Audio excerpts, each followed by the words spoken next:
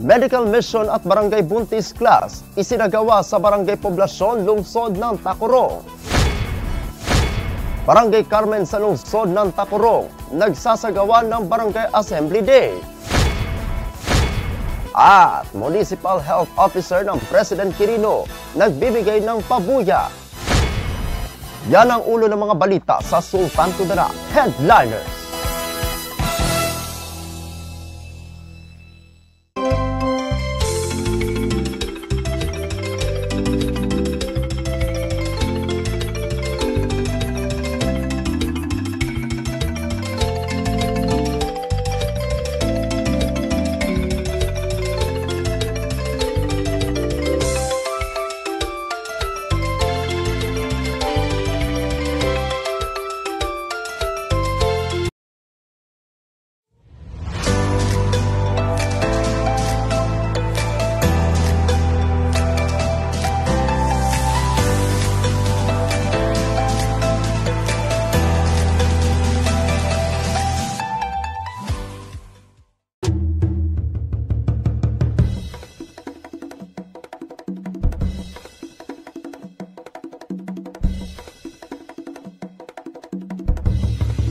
Magandang araw, lalawigan ng Sultan Kudarat. Narito na ang mga pangunahing balita sa Sultan Kudarat Headliners ngayong Abril 20, taon 2024.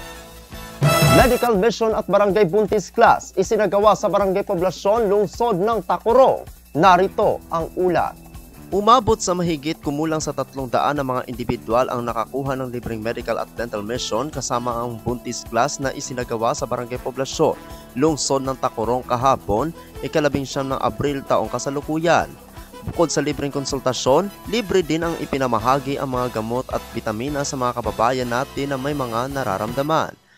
Nagpasalamat naman ang mga kababayan natin sa aktibidad dahil sa serbisyong medical at dental at maging sa buntis class na ibinibigay ng lokal na pamahalaan sa ilalim ng pamumuno ni Mayor Joseph George L. Lachoncito, MD, DPA. Pinangunahan naman ng mga doktor mula sa lokal na pamahalaan sa ilalim ng City Health Office o CHO na pinamumunuan ni Dr. Giovanni Deles, MD. Nagbigay naman ng suporta sa aktibidad ang mga pinuno ng barangay sa pangunguna ni Punong Barangay Jonathan Salazar, kasama ang mga barangay kagawad na sina Honorable Kate Donton, Honorable Larry Fobar, Honorable Ramon Dable, Honorable Jude Hamurabon at Honorable Arzagon. Kasama rin na tumulong ang ilang pinuno ng Sangguniang Kabataan at mga barangay health workers at scholars. Ako ang inyong kaibigang Apolinario Valencia para sa Sultan Kudarat Headliners. Barangay Carmen sa lungsod ng Tacurong nagsagawa ng Barangay Assembly Day. Naging matagumpay ang ginawang first quarter ng Barangay Assembly Day ng Barangay Carmen dito sa lungsod ng Tacurong na ginanap noong hapon ng ika-19 ng Abril taong kasalukuyan sa kanilang barangay gym. Sa nangyaring aktibidad, isa-isa nagbigay ng kanilang mga mensahe ang mga panauhin mula sa LGU.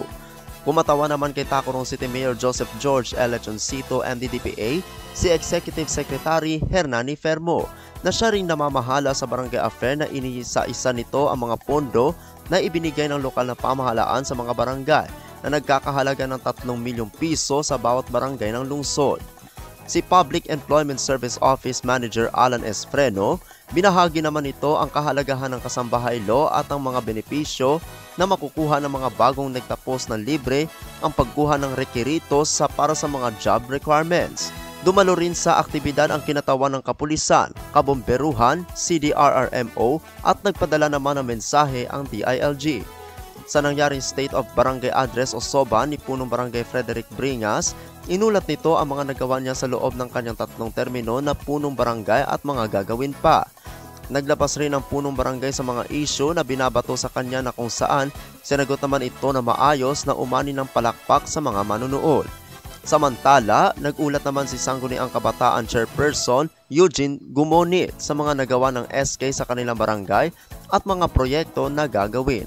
Samantala, naulat ang ilang mga barangay kagawad sa kanilang komite na kung saan napaliwanag naman ito ng mabuti. Sa open forum, naging malinaw sa lahat dahil walang ni isa ang nagtanong. Dumalo sa aktibidad ng mga barangay kagawad at maging mga pinuno ng Sangguniang Kabataan. Sa kabuuan, naging matagumpay ang nangyaring Barangay Assembly Day ng Barangay Carmen na ilan ay nag-uwi pa ng mga napanalunan sa ginawang paraffol.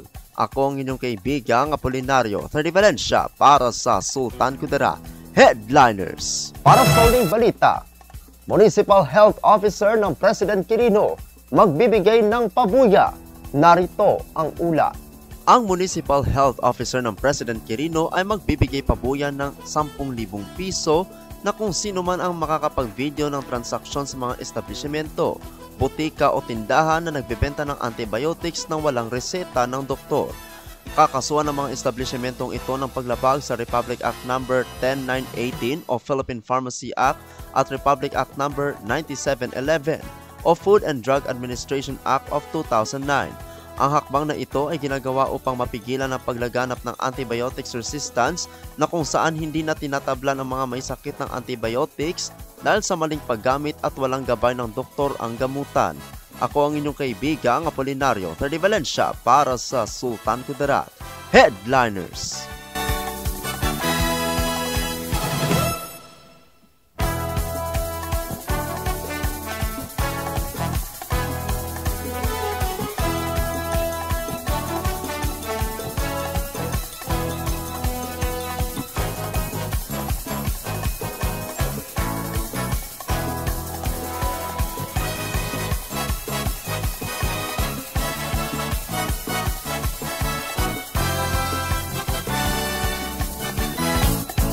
At yan ang kabuuan mga balita sa araw nito. Mga balitang kailangan ninyong malaman. Balitang walang kinakampihan. Mga balitang totoo. Mga balita may dalang aral at inspirasyon. Ito ang Sultan Kudarat Headliners. Hanggang sa Lunes, happy weekend. Maraming salamat at magandang araw, kaibigan.